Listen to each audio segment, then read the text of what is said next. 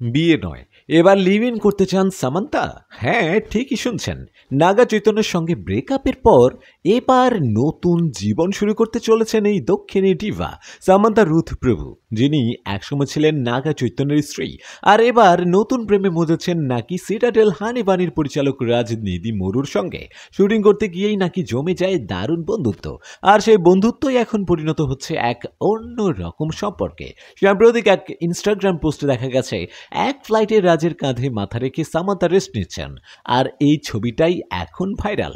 সামান্তার ঘনিষ্ঠ সূত্র বলছে তারা নাকি বিয়ের কথা ভাবছেন না একেবারেই, বরং সরাসরি লিভ ইন করার প্ল্যান করছেন। নতুন করে ঘর খোঁজা পর্যন্ত শুরু করে দিয়েছেন তারা। উল্লেখযোগ্যভাবে রাজনীতি মরু 2015 সালে পরিচালক শ্যামলীদের সঙ্গে বিয়ে করেছিলেন, কিন্তু সেই সম্পর্ক ভেঙে যায় 2022-এ। আর সামান্তা ও নাগা চৈতন্য ডিভোর্স হয়েছিল 2021-এ। এই লিভ ইন রোম্যান্সের পরিণতি কি হবে আরও জানার জন্য চোখ রাখুন রিল টক বিডিতে, কারণ এখানেই মেলে তারকাদের অজানা গসিপ সরাসরি কাঁচা গরমে।